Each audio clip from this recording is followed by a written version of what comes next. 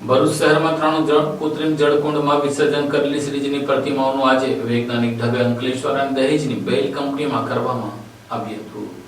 ભરૂચ શહેરમાં આ વર્ષે ગણેશોત્સવની ઉજવણી ભક્તિભાવ સાથે કરવામાં આવી હતી। 10 દિવસ સુધી ચાલેલા ઉત્સવ પછી વિસર્જનનો તબક્કો શરૂ થતાં નગરપાલિકા દ્વારા ખાસ આયોજન કરવામાં આવ્યું હતું। શહેરમાં 3 કૃત્રિમ કુંડ ઉભા કરવામાં આવ્યા હતા, જ્યાં ભક્તોએ પરંપરા મુજબ ગણેશજીની પ્રતિમાઓનું વિસર્જન કર્યું। આ કુંડોમાં વિસર્જિત થયેલી તમામ મૂર્તિઓને નગરપાલિકાએ કાળજીપૂર્વક બહાર કાઢી અને પર્યાવરણને નુકસાન ન થાય તે માટે અંકલેશ્વર તથા દહેજ સ્થિત બેલ કંપનીના પ્લાન્ટ ખાતે મોકલવામાં આવી રહી છે, જ્યાં રાસાયણિક પ્રક્રિયા દ્વારા 2500થી વધુ મૂર્તિઓનો વૈજ્ઞાનિક ઢબે નિકાલ કરવામાં આવશે। ઉલ્લેખનીય છે કે આ વર્ષે 30% લોકોએ માટીની પ્રતિમા તો 70% લોકોએ પ્લાસ્ટર ઓફ પેરિસની પ્રતિમાની સ્થાપના કરી હતી।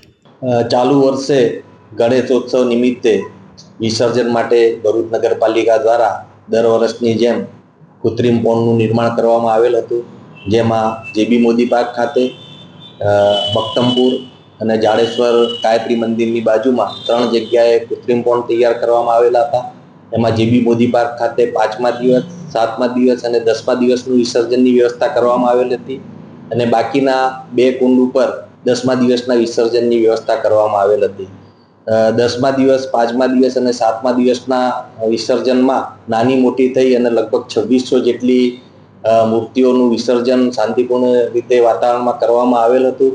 આવેલ મૂર્તિઓ પૈકી 30% જેટલી મૂર્તિ માટીની હતી અને બાકી પીઓપીની મૂર્તિ હતી। માટીની મૂર્તિ જે છે એક કૃત્રિમ કુંડોની અંદર ઓગળી ગયેલ છે। પીઓપીની મૂર્તિ કૃત્રિમ કોંડમાં ઓગળતી ન હોવાથી એનું યોગ્ય રીતે ધાર્મિક ભાવનાને ઠેસ ના પહોંચે એ રીતે એનો વૈજ્ઞાનિક રીતે એનો નિકાલ કરવાનો થતો હોય છે।